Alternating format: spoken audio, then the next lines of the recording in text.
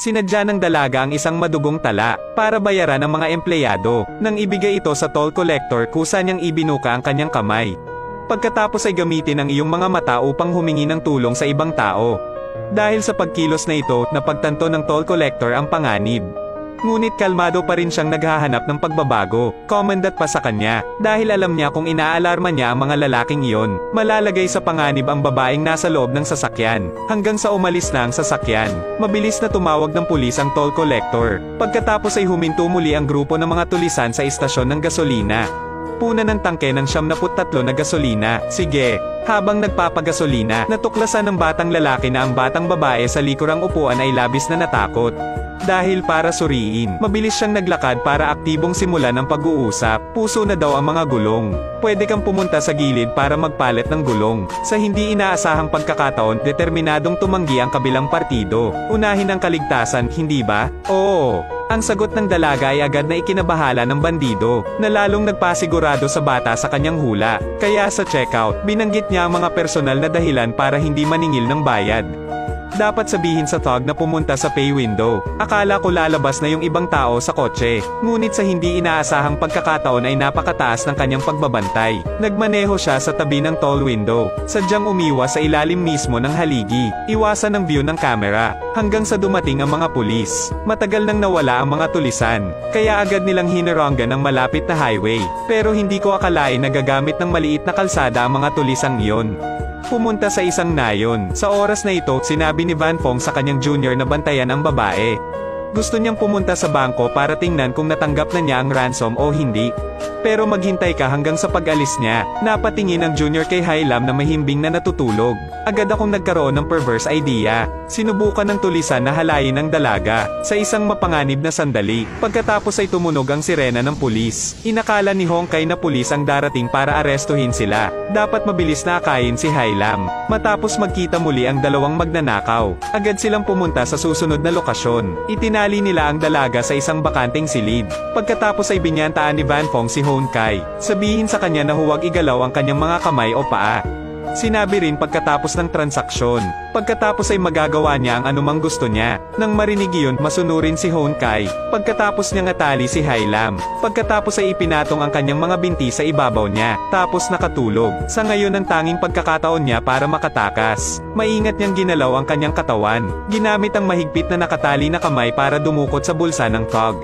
Sa sandaling ito, sobrang tensyonado siya na hindi siya makahinga. Kung nagising lang siya, tapos siguradong papatayin siya, buti na lang nakuha niya ang phone niya. Mabilis siyang nagpadala ng text message sa nobyo. Sabihin sa kanya ang kanyang kasalukuyang lokasyon. Nang makatanggap ng text message ang boyfriend ko ay sumugod siya. Hindi rin siya umimik at hinintay na iligtas siya ng kanyang nobyo.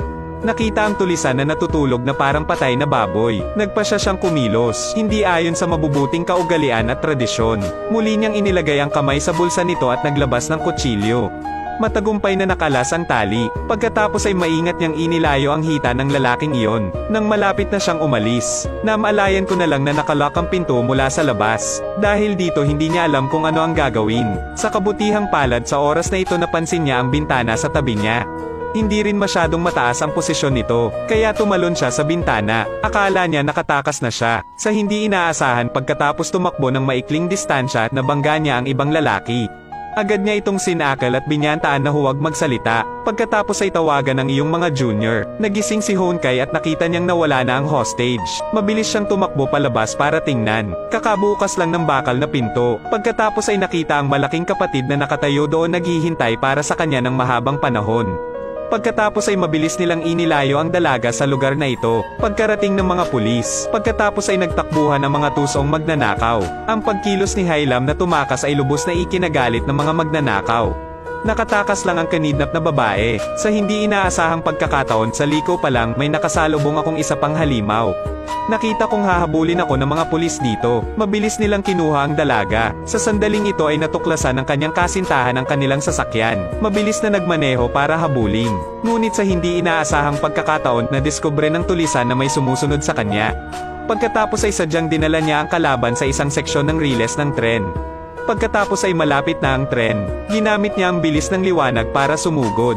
Matagumpay na gumamit ng tren para putulin ang kanyang kasintahan. Isaalang-alang na ang lahat ng paglabas ay kasalukuyang nakablock. Pagkatapos ng negosasyon, sa tingin nila ito ang pinakadelikadong lugar, ay ang pinakaligtas na lugar, kaya dalawang matalinong pangalan. Nagpas siyang pumunta sa malapit na luxury hotel, maghintay hanggang sa huminahon ang mga bagay, dahil hindi ito naghihinala sa mga tao. Sinabihan ni Van Fong ang kanyang junior na magpanggap na asawa ni Hai Lam.